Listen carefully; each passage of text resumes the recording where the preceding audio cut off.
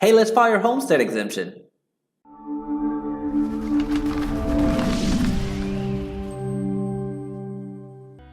Hey, it's Jaime with Echo Real Estate Advisors. Welcome to my channel. If you're a home buyer, a home seller, an investor, or somebody that just wants to learn about real estate, this is the home for you, so don't forget to subscribe.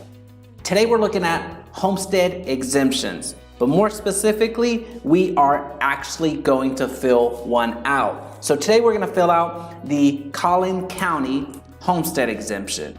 Now, all websites are a little bit differently, and I may make more videos on how to do pretty much the same thing in Tarrant County, and Dallas County, and Ellis County, and everywhere around the DFW area. That's where I primarily work and focus in. So I may do that as well, but today we're gonna focus on Collin County.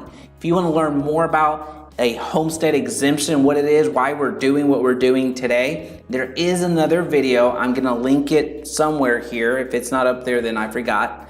But in the channel, you're gonna find the homestead exemption video. So I encourage you to check that out, which gives you more in-depth reasons why we're doing what we're doing today. Today, we're actually applying and doing the homestead filing so you know how it gets done.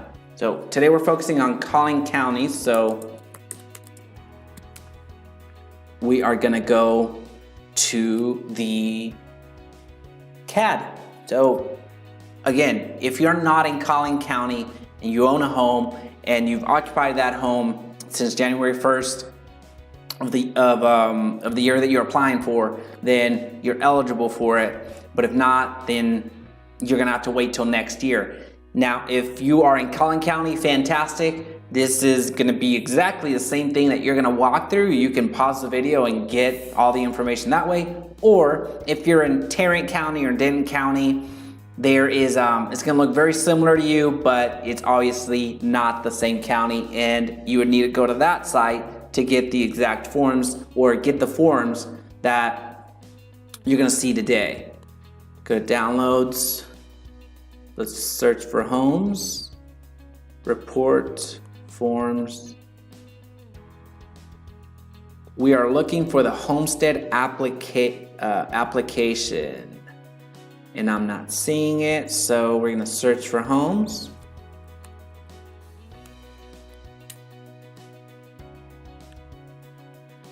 New homestead exemption requirements.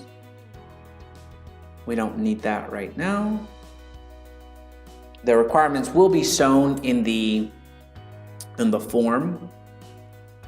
Okay. And here you are. So if you choose to print it out right off the bat, then fantastic, go ahead and do that. Or if you're gonna save it onto your desktop and fill it in via a PDF editor, this one is automatically editable, so you can get, you can input your information directly on here, but depending on where you feel most comfortable, that is what you should be doing. All right, now, I don't wanna use a live address, an actual address. I need to find a dummy address, an example of an address. Those are, oh, that's perfect.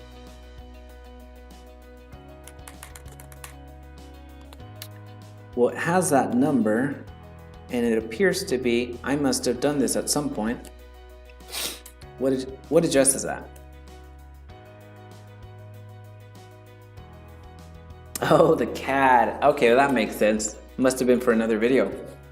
All right, so this is very convenient. We have the property ID, which is, you're not gonna know your property ID most likely. You're gonna search based off of your address. So you would search based off of your address. Your physical address is fine. You don't need to know the legal description and legal address or anything like that, but you're gonna search and you're gonna find it, and you're gonna get to a screen very similar to this. Now, this one was very convenient, again, because I have looked up the CAD at some point to do, now I'm perplexed, why would I have searched that at some point? We'll see. All right, for the tax year, let's just say you bought your home last year, 2018. Now you lived in 2019, you lived in your home January 1st. You're eligible for to file a homestead exemption for 2019. Now, if you're doing this for 2018, you needed to have lived in that home for January 1st of that year. So if you've purchased, we're in April of 2019, if you've purchased a property anytime now, you're gonna be applying in 2019, you're gonna wait till January 1st, past January 1st, to apply for the homestead exemption. You need to have lived in the home January 1st is the criteria, and you'll see their requirements here in a bit. All right, so now that we have our property address, again, this is gonna go much quicker for you. I'm just showing you exactly from the beginning to end. The situs address is your home, your physical address. Situs is just real estate. So we're gonna use the CAD's address, physical address. We're gonna paste it. Legal description. We are gonna look for that legal description right here. Copy and paste. If you're doing it for 2018, 2017, whatever the case may be, you fill in the year. For this example, we're gonna let 2019 ride. Property address, property ID.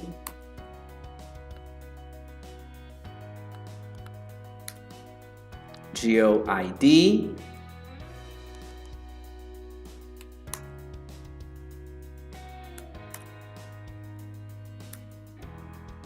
Property type, it's probably real.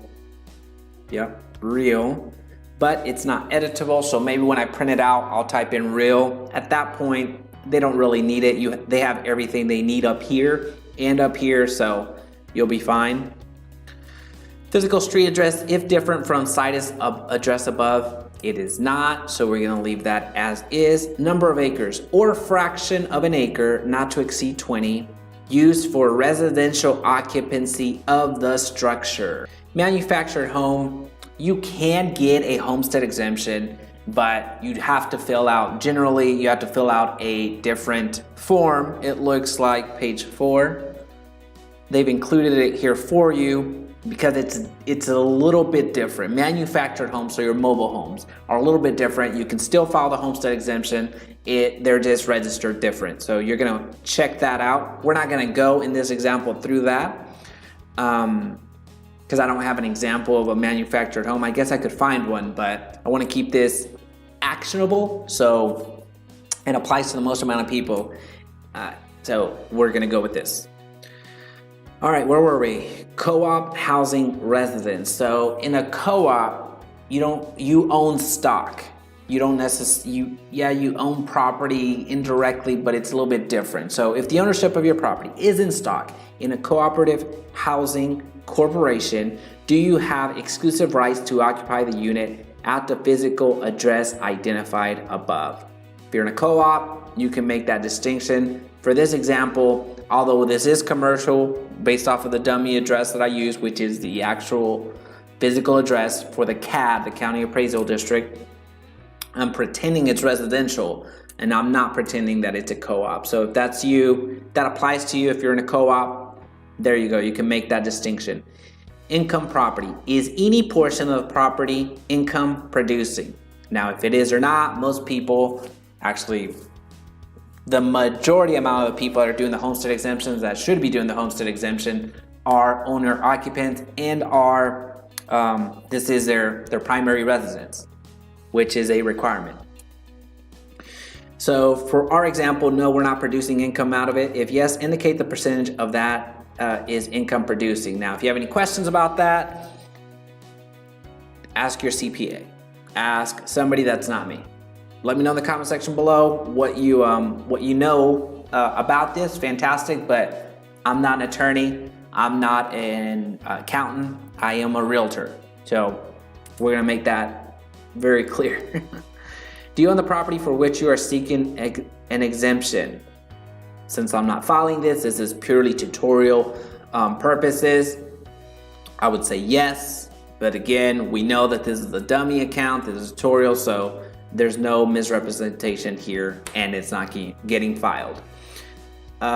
Date you began occupying the property as your principal residence.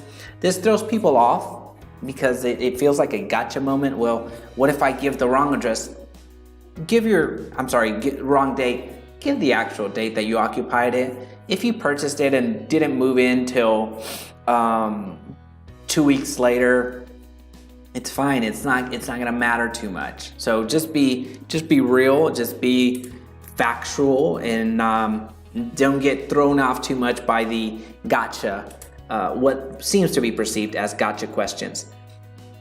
Does more than one person own this property? Most common is yes. If you're a married couple, or if you're single, then no.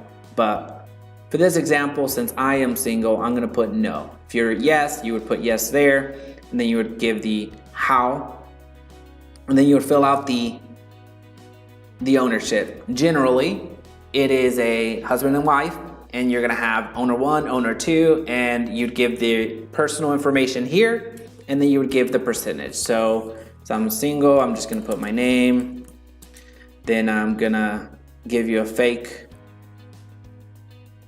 whatever that is, that's not even an address. And then, birth date, and of course I'm not gonna fill that in, so we're gonna go blah, blah, blah. And then ownership, I'm gonna put 100. Primary phone, well, we can go through it. Mailing address, this would be the physical address. Then these are optional. Is your mailing address different from the property address? If yes, explain. Now this is important. If it is different, one, you do need an explanation, and two, you're gonna need an exemption from that, because as of recent, you're gonna need to prove primarily with your driver's license information that whatever's on your driver's license is actually your physical address, and they need to coincide here. Whereas before, people that weren't living in the home and were claiming exemption status, i.e. it wasn't their primary residence, they were filing homestead exemptions. So as of recently, as of a few years ago, that requirement of, well, your driver's license needs to match what we see here. So if it's different, if your mailing address, just even the mailing address is different from the property address, you need to have an explanation for it. That's just the mailing address. You should see something about driver's license and the distinction that I just made. Are you claiming I'm gonna put no up here since in this example it is not. Are you claiming a homestead exemption on another property? I'm gonna put no. All right, you must notify that CAD's appraisal district to remove exemption. Okay, so if you have another exemption, say in Tarrant County, then you're gonna make sure that that's removed and it gets applied to where you actually need it applied to, i.e. where your primary residence is at. And you give that address. All right, this is oftentimes overlooked.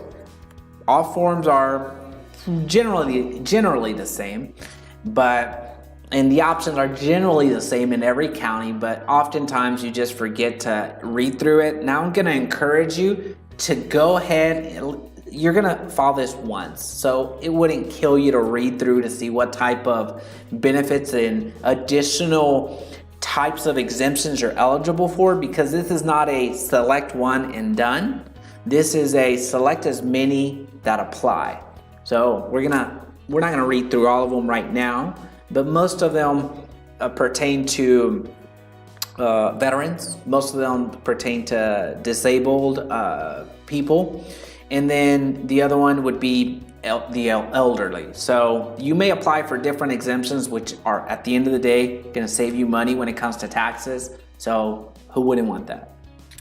General Residence Exemption Form. This is the one that, for our example, this is the only one that we're gonna apply, but if you read through, you're gonna see disabled person exemption, age 65 or older, age 55 or older, surviving spouse, and then you go on, 100% disabled veterans exemption, surviving spouse of disabled veterans, donated residence, homestead of partial. So you see all of the examples. If any of these apply to you, then you're gonna check those boxes, because those are advantageous to you.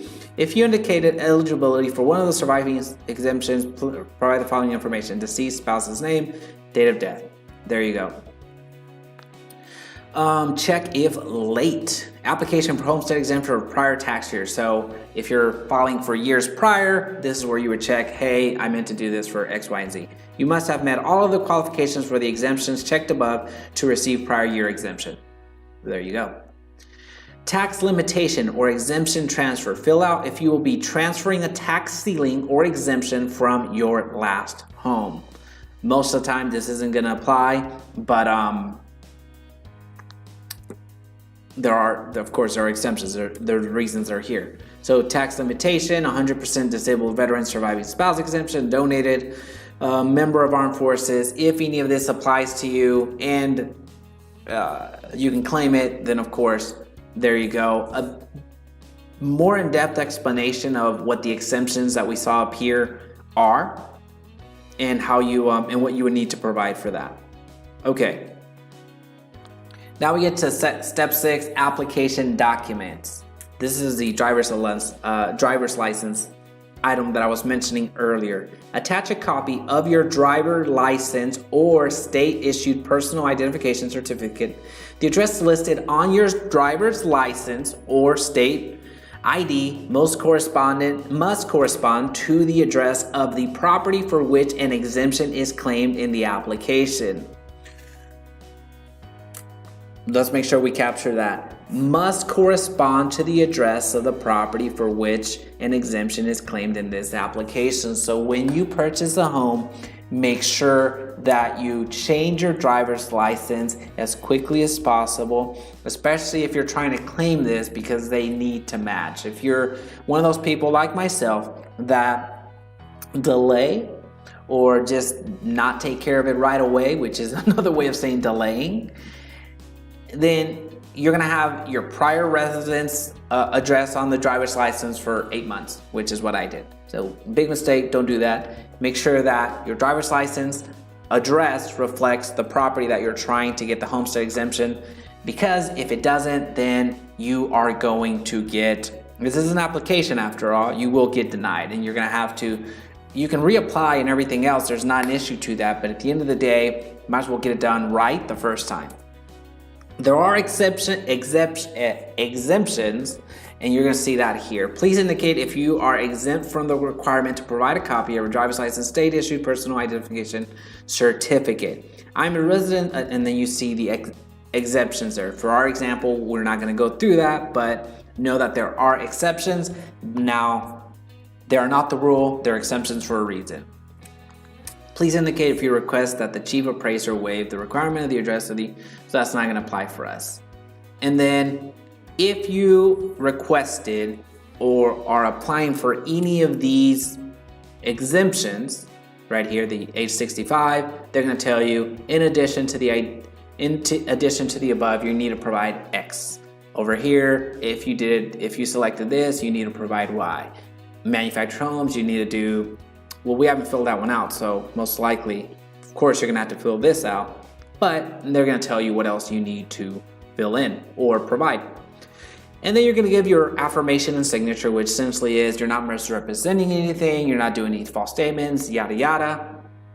You're gonna put your name here, your signature, and your date. So since I am not quite, I would need to read closer to see if they accept digital signatures. Maybe they do, maybe they don't. I typically just print and then send off because it doesn't really cost me that much more. It doesn't cost me anymore outside of ink and paper, I suppose. But you would just sign here, date, and if you wanted to fill it out to be as complete as you can, go back and fill that property type here, which again, in this was real. Your could be different. Your could actually be residential, or it could be residential. It should be residential. But anyway, this is how you fill out your homestead exemption. I encourage you to check out my other video in this channel that gives more reasons as to why to do this. But I want to also show you how to actually fill out your homestead exemption.